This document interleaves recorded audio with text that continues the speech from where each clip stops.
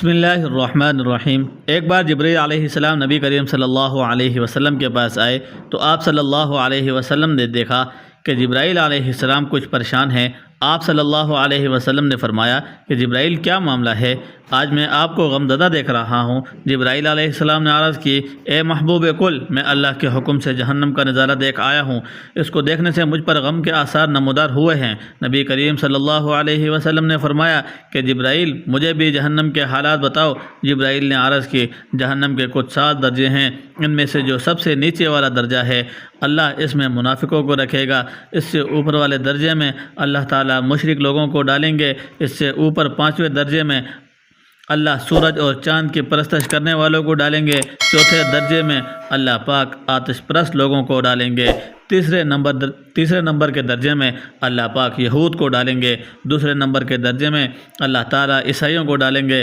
یہ کہہ کر جبرائیل علیہ السلام خاموش ہو گئے تو نبی کریم صلی اللہ علیہ وسلم نے پوچھا، جبرائیل آپ خاموش کیوں ہو گئے؟ مجھے بتاؤ کہ پہلے درجے میں کون ہوگا؟ حضرت جبرائیل علیہ السلام نے عرض کیا، اے اللہ کے رسول، پہلے درجے میں اللہ پاک آپ کی امت کے گناہ گاروں کو ڈالیں گے۔ جب نبی کریم صلی اللہ علیہ وسلم نے یہ سنا کہ میری امت کو بھی جہنم میں ڈالا جائے گا تو آپ صلی اللہ علیہ وسلم بہت غمگین ہوئے ہیں اور آپ نے اللہ کے حضور دعائیں کرنا شروع کی۔ 3 دن ایسے گزر گئے، اللہ کے محبوب مسجد میں نماز پڑھنے کے لیے تشریف لاتے، نماز پڑھ کر حجرے میں تشریف لے جاتے اور دروازہ بند کر کے اللہ کے حضور رو رو کر فریاد کرتے۔ صحابہ حیران تھے کہ نبی کریم صلی اللہ علیہ وسلم پر یہ کیسی کیفیت طاری ہوئی ہے، مسجد سے حجرے جاتے ہیں، گھر بھی تشریف لے کر نہیں جا رہے۔ جب تیسرا دن ہوا تو سیدنا ابو بکر صدیق رضی اللہ تعالی عنہ سے رہا نہیں گیا۔ وہ دروازے پہ آئے، دستک دی اور سلام کیا، لیکن سلام کا جواب نہیں آیا۔ آپ روتے ہوئے سیدنا عمر کے پاس آئے اور فرمایا، میں نے سلام کیا لیکن سلام کا جواب نہ پایا، لہذا آپ جائیں، آپ کو ہو سکتا ہے سلام کا جواب مل جائے۔ آپ گئے تو آپ نے 3 بار سلام کیا لیکن جواب نہ آیا۔ حضرت عمر رضی اللہ تعالی عنہ نے سلمان فارسی کو بھیجا لیکن پھر بھی سلام کا جواب نہ آیا۔ سیدنا سلمان فارسی نے واقعے کا تذکرہ علی کے پاس کیا۔ انہوں نے سوچا کہ جب اتنے عظیم شخصیات کو سلام کا جواب نہ ملا، مجھے بھی خود نہیں جانا چاہیے بلکہ مجھے ان کی نور نظر بیٹی فاطمہ رضی اللہ تعالی عنہ کو اندر بھیجنا چاہیے۔ لہذا آپ نے فاطمہ رضی اللہ تعالی عنہ کو سب احوال بتا دیے۔ آپ حجرے کے دروازے پہ آئیں، ابا جان السلام علیکم، بیٹی کی آواز سن کر محبوب کائنات اٹھے، دروازہ کھولا اور سلام کا جواب دیا۔ ابا جان، آپ پر کیا کیفیت ہے کہ 3 دن سے آپ یہاں تشریف فرما ہیں؟ نبی کریم صلی اللہ علیہ وسلم نے فرمایا کہ جبرائیل نے مجھے آگاہ کیا ہے کہ میری امت بھی جہنم میں جائے گی۔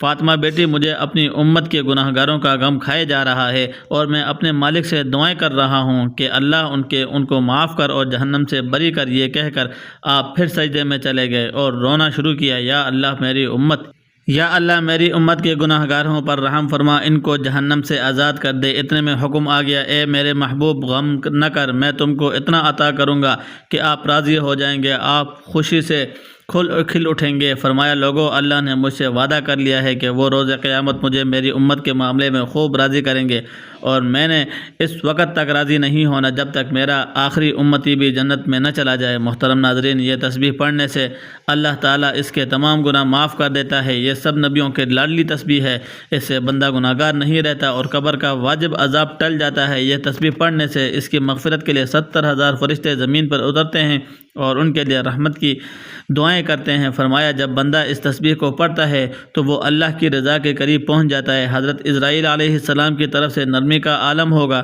وہ آپ کی روح کو اتنی نرمی سے قبض کریں گے کہ کوئی تکلیف نہیں ہوگی، بلکہ جیسے ہی ایک نرم ہوا آپ کے جسم کو چھو رہی ہو۔ یہ تسبیح جو آپ نے دن بھر پڑھ کر اللہ کی رضا حاصل کی ہے، آپ کے ساتھ قبر میں نور کی طرح ہوگی۔ جب آپ قبر میں پہنچیں گے تو یہ آپ کے ساتھ رہے گی، آپ کی قبر جنت کے باغات کی طرح روشن ہو کر دے گا اور قیامت تک آپ کے ساتھ یہ روشنی رہے گی۔ یہ تسبیح آپ کی آخرت کو بہتر بنانے کا ذریعہ بنے گی، اور جب قیامت کا دن اللہ کے بارگاہ میں پیش ہوں گے تو یہ تسبیح آپ کے لیے شفاعت کرے گی اور اللہ تعالیٰ آپ کو جنت الفردوس کی نعمتیں عطا فرمائیں گے۔